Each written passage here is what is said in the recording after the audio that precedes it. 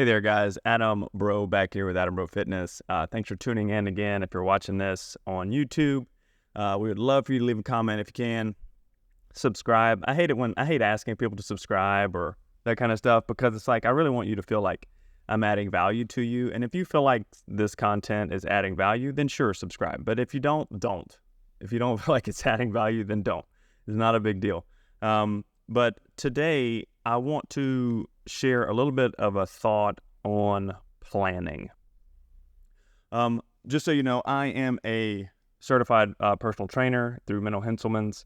I'm also a functional nutritionist, and I have my own company, Adam Bro Fitness, where I focus on mainly the main people I work with are people in the nonprofit space who feel like their health and longevity are required in order to do the good work they feel like they're meant to do.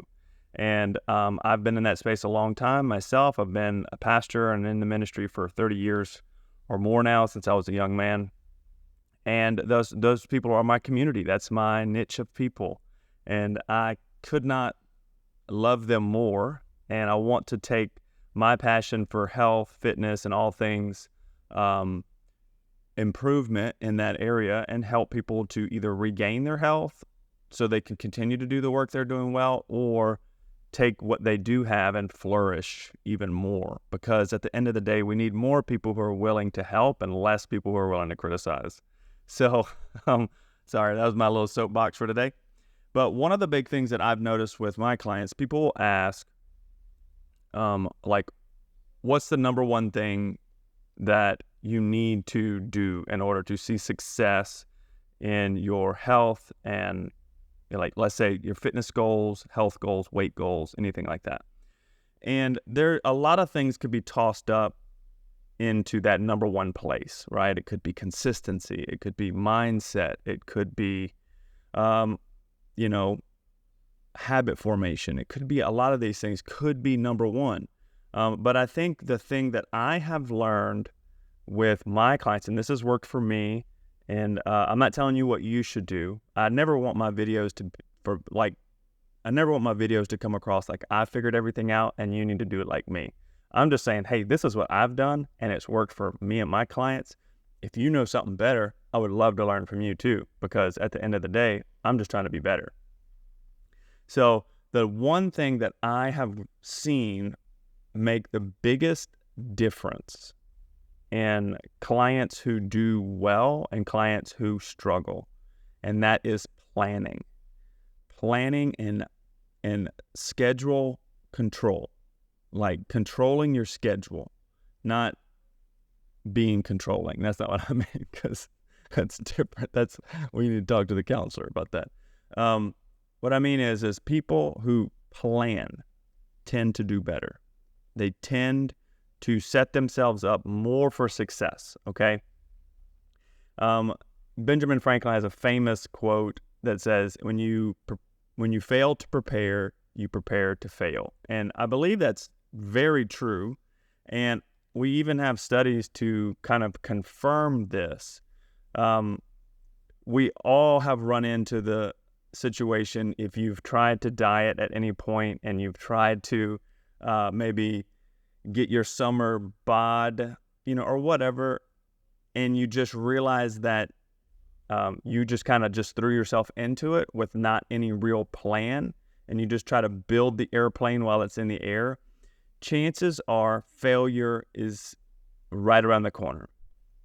The big issue I've found for most people is planning is one of the secret weapons needed, but it's difficult.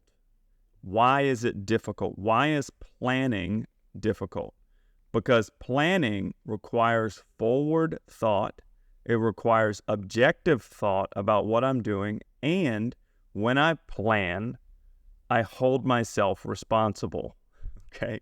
So we could probably get into that on a cultural level. Why is obesity such a huge issue in the States these days, in the West?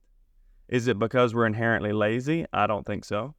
Is it because people are just out of control?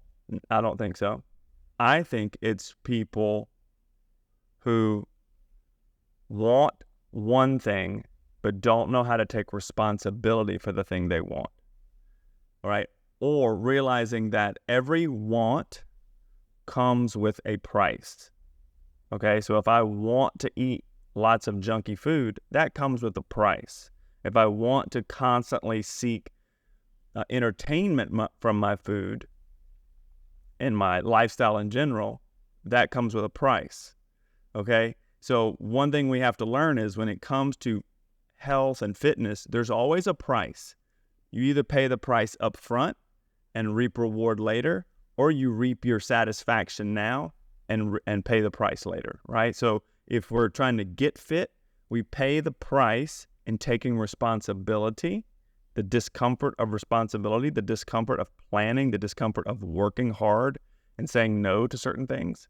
And then we get the reward of, I have the physique I want, I have health, I feel great, I have mental clarity, the list goes on and on. Whereas whenever we are just seeking to have the thing I want now all the time, that comes with a price as well.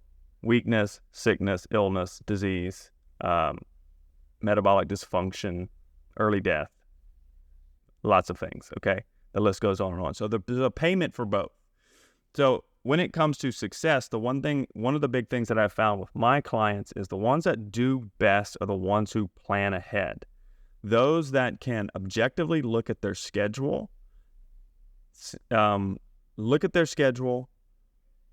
and realistically plan around what is going to actually happen, okay? For example, I have a couple of clients who they are very, let's say, meticulous. They're meticulous people, okay? They're the kind of people that everything's done on a calendar. Everything is done with a plan. There's a reason. I'm not going to name names, but they're successful in a lot of areas in their life because of this one trait.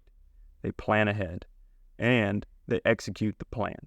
Because once you commit to a plan, the only time you deviate from it is when you have no other choice, usually, all right? Or you have evidence that this is no longer the best plan, okay? The people who struggle in this are the ones who want to go by feel.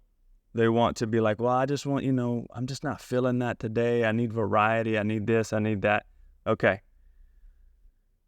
If your guiding principle is fluid, your results will be fluid. If your guiding principle is fixed, your results are pretty much guaranteed. At least not guaranteed. If not guaranteed, then highly predictable. Okay? So when I say planning, what do I mean? Okay? Meal planning is number one. Everybody acts like working out so tough. I'm gonna be honest with you. Everybody acts like working out so tough. You look on Instagram and you've got every guy in the gym acts like he's going to war. He's a wolf. He's a bear. He's a gorilla now. It's super dangerous to be in the gym because there's so many savages and barbarians around, and they all want to use quotes from the movie 300 about being a Spartan and all this other stuff. And I'm just like, I get it. It's hype. It's fun. I've done it. I used to think that way too. But I'll tell you what, working out for an hour a few times a week is nothing compared to trying to eat properly the other 15 hours you're awake a day. Okay? There's nothing more difficult than that when it comes to this journey. And especially with the way our lives are set up, the way our culture is set up. Access to just hyper palatable foods that just are designed for overconsumption is everywhere. I mean, it is literally everywhere. So if you don't have a plan to walk through this minefield, you are going to get blown up. You're just not going to feel your way through it. You're not going to Ray Charles your way through it, just kind of by feel. You're not going to do that. You have to know where you're going and what you're trying to do, okay? So meal planning is probably one of the largest ways to create success when it comes to whatever phase of a diet you're in. There are phases. There are, you can lose weight. That would be a weight loss phase. You could have a maintenance phase where you're trying to stay the same weight and let your tissues heal, or just trying to maintain a normal body weight for yourself, or a gaining phase or massing phase, like some people will call it. But each one needs a plan, and each one has to have certain things that are habitual. Okay, so let's say if we're going to be in a deficit and our goal is to lose weight, you have to plan ahead what you're going to eat. If you don't plan ahead what you're going to eat, then humans are notoriously bad at making the right decision when under pressure, fatigue, and I would say pressure being like peer pressure. We usually don't make the better decision unless you're that kind of person. Fatigue usually takes away willpower quite a bit. And then decision-making fatigue, and when you get into having to go the extra mile to get the right choice, we usually go for the most convenient thing, okay? So meal planning is probably one of the best ways that you'll see success. We even see this, it's such a powerful tool that even on plans and this is not me busting on any particular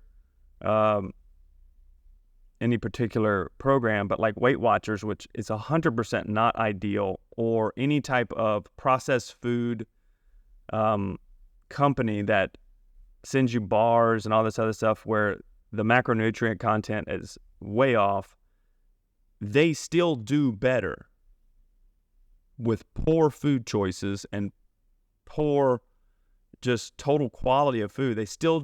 You can still do great and get great results because you're on a plan and you don't deviate from the plan, right?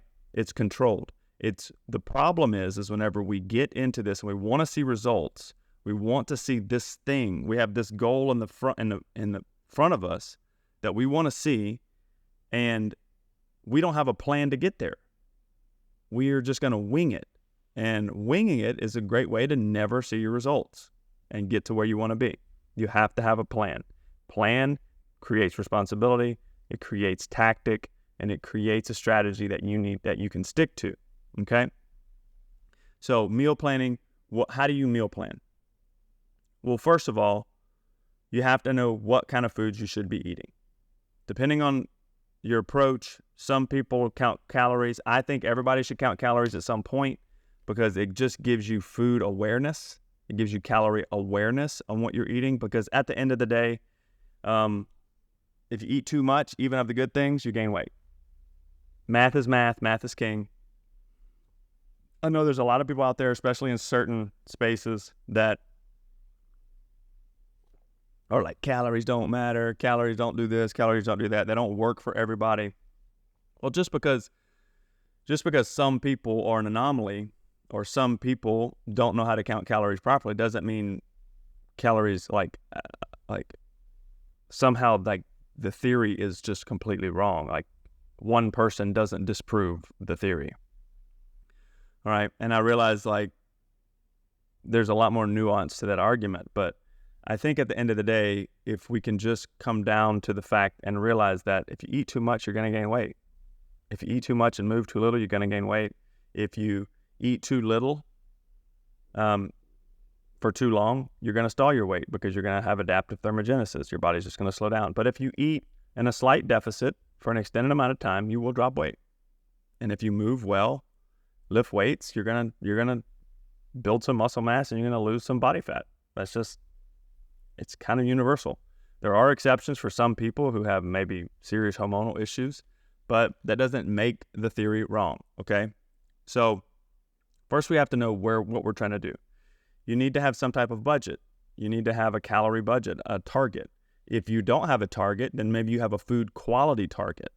You're going to have hey, I'm only eating non-processed foods for the next 60 days, and I'm going to have 3 meals a day plus 1 snack, and that's what I'm having. Every meal has to have protein. Every meal has to have some form of vegetable and maybe a small starch. preferably a starch, is after I've done my workout for the day. Okay, these are the goals. All right. Once we have those goals, once we have these principles in place, if you're counting calories, you can be like, I need to have 40 grams of protein at every meal. I need to have 40 grams of carbohydrates and 20 grams of fat, whatever. I mean, I just made those up, so don't write those down as a goal. So if you have your calories, you can do that. You can do the exact same thing, right? You can just measure it out, blah, blah, blah, blah. So the way you prepare this is you plan a day for planning. Sunday works really well for a lot of people. If you're in the nonprofit space and you do church on Sunday, it might be whatever your day off is. If you have a Monday off or you have a Friday off, that might be your day for planning. You plan out your meals for the week. You think through, what am I going to eat for breakfast? What am I going to eat for lunch? What is the family eating for dinner? Okay? The ones you can make at home, like breakfast and dinner, you always make sure that you grocery shopped and you have those things in your house. So what do? You start making your planned meal. You make a grocery list. Okay? However you grocery shop, you make sure that you get the groceries there for you to prepare meals, the meals that need to be prepared. Okay? So let's just say you're planning on eating breakfast in the morning, having a prepared lunch, and at night having a meal with the family and a protein shake for, let's just say a protein shake for your snack. Okay? This is great. It's a great plan. What do? Well, you decide what am I going to eat every day for each meal, and then make sure that those things are on the grocery list. The things that need to be prepared, you prep those in advance and make sure you have Tupperware containers to either put in the refrigerator once they're full or put in the freezer. Why do we do this? Why is it so meticulous?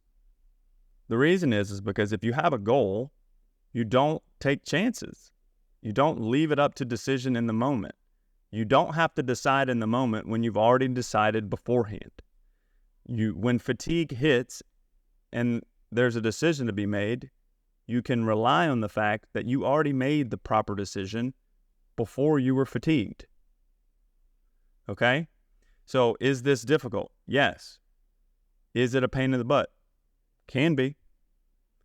Does it help? Absolutely. Because you are not going to be your best friend when you're tired. You're not going to make the right choices when you're tired. If you've been drinking, you're not going to make the right decisions. If you're had a really long day and your kids are going nuts when you get home and you have nothing planned for dinner, what are you going to do? You're ordering freaking takeout. You're going Uber Eats, and you're wondering how that $15 hamburger costs you $90, right? Not only are you going to save time and money doing this, but you're going to save your goals. So when the plan of life doesn't go the way you want it to, since you planned ahead, you can stay on track. Okay? So we plan to win. If planning is too hard for you, winning is not for you. Okay? So I know there's a lot of people too, like, what should I eat? That's up to you. You fill your calories the way you want to fill them. A good choice is chicken, beef, fish, pork. Leaner cuts usually are easier to deal with on a total calorie level. Leaner cuts are usually a little easier. Make sure you have at least one of those in a meal. Veggies are great. Potatoes are good. You know, make sure that you have things that are unprocessed. And then inevitably people are going to ask, well, what about protein bars? What about this? What about that? At the end of the day, protein bars and things like that can be helpful at times, but they should not be, you should not build your planning around them. The people who have the most success eat normal foods. People in my line of work and with my clients, the people who eat the highest quality foods the most often do the best. That means protein shakes every once in a while, protein bars every once in a while. They don't rely on them to get to the levels of calories or protein that they need. So we plan ahead. Why do we plan ahead? We plan ahead so that we can be successful. The coach I got certified in, Menno Henselmans, has a great book called The Science of Self-Control. I would definitely recommend any of you read it. One of the biggest factors when it comes to actually achieving your goals when it comes to weight loss is adherence. At the end of the day, if you can stick with the diet, you usually will win. If you can stick with the program, you usually will succeed. Sorry, I'm drinking my coffee here. If you are constantly going off the rails and snacking, which snacking is just unplanned eating, then you're going to constantly be sabotaging yourself. You have to plan to win. Adherence is a big thing, okay? Then you have a lot of folks who are like worried about variety. Well, I can't eat the same thing all the time. Why can't you? Why can't you eat the same thing? It's not because your body needs something different. You're meaning you need the dopamine hit regularly. So your food is your entertainment, and that's okay. It's just not a winning mentality when it comes to this. If food is entertainment for you, then you need to realize that you're placing a much higher value on how you feel about eating than on how you feel getting to your goal. Because I heard somebody say, healthy feels better than any junk food tastes. Okay? So it's about value. When people say, oh man, I just can't eat the same thing all the time. Well, first of all, you're saying you can't, which means you won't. Secondly, have you tried? Thirdly, have you ever reached your goal of weight loss or getting a flat stomach or being able to go to the beach and, feel confident in your skin? Have you ever done that? No?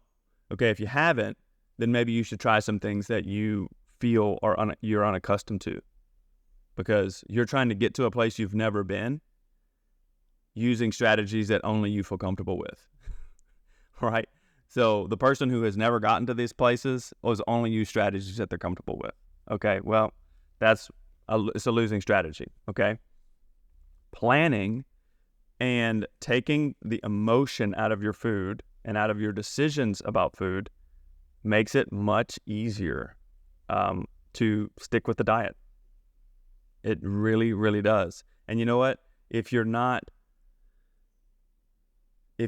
having to, for instance, the studies show that when you are cooking food, you tend to eat more of what you prepared. Like if you're cooking it, like let's say I cook dinner and then I have to wait an hour and a half while this cooks, I'm going to probably eat more because of the waiting and the thinking about the food and the slight taste testing constantly. It's like food foreplay, right?